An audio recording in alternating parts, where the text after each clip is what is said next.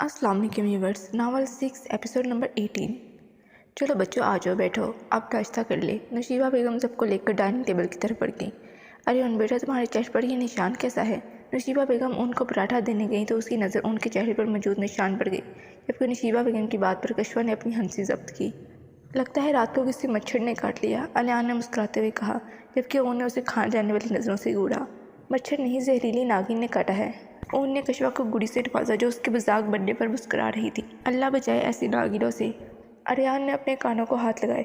सब ने हंसी खुशी बहुत अच्छे माहौल में नाश्ता किया। इन सब की शादी को 1 हफ्ता गुजर चुका था। सब लोग अपनी अपनी ज़िंदगी में बहुत खुश थे। अलियान के नरम लहजे, प्यार मोहब्बत की वजह से जालू से डरना कम हो गई थी। उन दोनों के बीच दोस्ती भी हो चुकी थी, लेकिन डंडा अभी भी हर वक्त उसके साथ ही पाया जाता था। अलियान घर में दाखिल हुआ तो वो गार्डन में झूले पर बैठी अकेली झूला झूलने में मसरूफ़ थी। अलियान भी हल्के हल्के कदम लेता उसके पास आया। अकेले अकेले बैठकर एंजॉय हो रहा है, वाह क्या बात है। अलियान ने उसके पास जाते मसनूई नाराज़गी से कहा। वो आप घर पर नहीं थे इसलिए। इज़ाल थोड़ी शर्मिंदा सी लग रही थी। अरे आप शर्मिंदा क्यों हो रही है, मैं तो मजाक कर रहा था। अलियान ने उसकी शर्मिंदगी दूर करने को कहा। आप इंजॉय करें, मैं चलता हूँ, रात में मुलाकात होगी। अपने मोबाइल पर होती बेल देखकर वो वहाँ से उठकर चला गया। उफ जाने मन, मेरे फेवरेट कलर के ड्रेस पे तुम क्या मत डाल रही हो।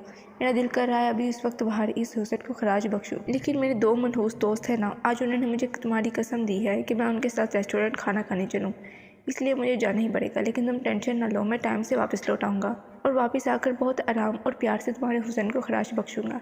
अरियान ने नरमी से रवाहा को होंठों को छुआ और फिर गाड़ी की कीज़ उठाकर कमरे से बाहर निकल गया। पीछे से रवाहा उसे घूर कर रह गई। अगर ठड़कपन का अवार्ड किसी को देना चाहिए तो वो सिर्फ और सिर्फ इस ठड़के शौहर को। मैं आकर तुम्हारे हुस्न को खराज बख्शूँगा, आया बड़ा। रवाहा ने उसकी नकल उतारी और फिर कमीनी सी मुस्कुराहट चेहरे पर सजाए नीचे चल दी। मम्मा, मैं आंटी हमीदा के घर जा रही हूँ, थोड़ी देर तक आ जाऊँगी। रवाहा ने शीबा बेगम से इजाज़त लेने के बाद साथ वाले घर चल दी। वो फरियानशा, जल्दी आना, आज तो मुझे भी तुम्हारा बेसब्री से इंतज़ार है।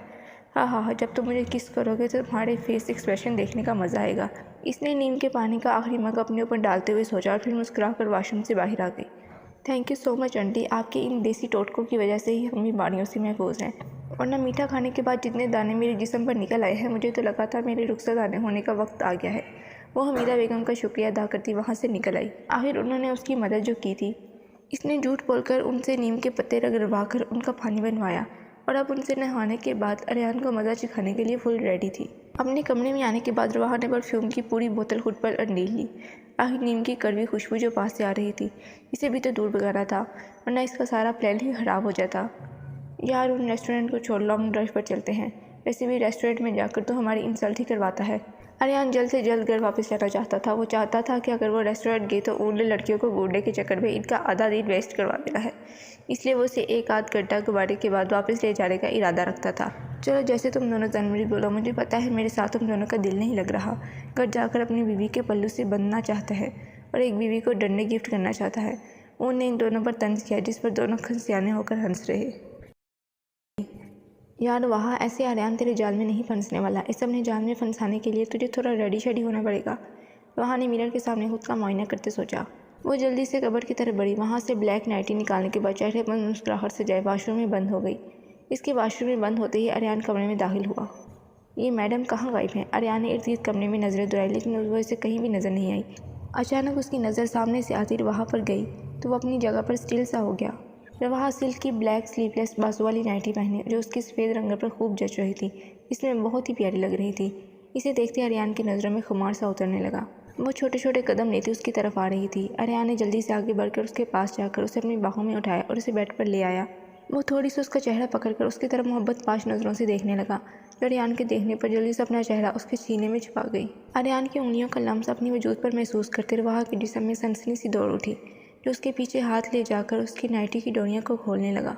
रवाहा ने उसे ऐसा करने से रोका, लेकिन अरियान उसका हाथ पकड़े तेज़ी से उसके होंठों पर झुका।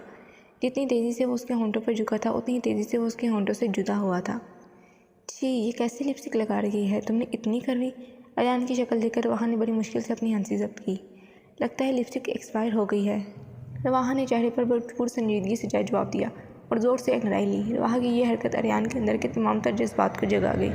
रवाहा भी तो यही चाहती थी कि उसके सोए हुए जज्बात जागें और वो रवाहा के करीब आए। अरियान ने कंधे से उसकी शर्ट सरकाए वहाँ अपने होंठ रखे। कंधों पर भी उसे करवाहटपन महसूस हुआ।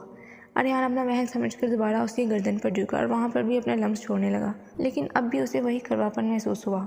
आर्यन ने चेहरा ऊपर किया और वहाँ के चेहरे की तरफ देखा जो मुस्कुरा रही थी। झट समझ में आई ये वहाँ की कोई ना कोई शरारत है। क्या किया है तुमने जो इतनी कड़वी हो रही हो?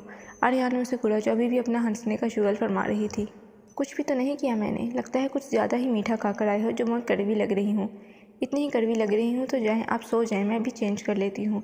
वहाँ से उठकर जाने लगी थी, लेकिन आर्यन उसका हाथ थामे उसे रोक गया और उसकी गर्दन में हाथ डाले उसका चेहरा अपने चेहरे के करीब किया। कोई बात नहीं जानू, मैं अभी मुँह का टेस्ट चेंज कर लूँगा।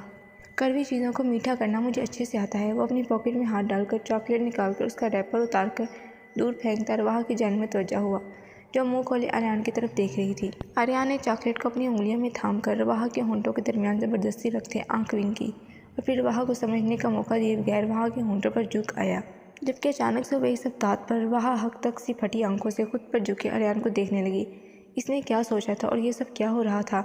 इसे तो कुछ समझ में ही नहीं आया। उसका अपना प्लान उस पर ही बारी बन चुका था। वो पूरी शिद्दत से रवाहा के होंठों को अपने होंठों में लिए रवाहा की महसूस कुन सांसों की खुशबू को खुद में अंडेलने लगा।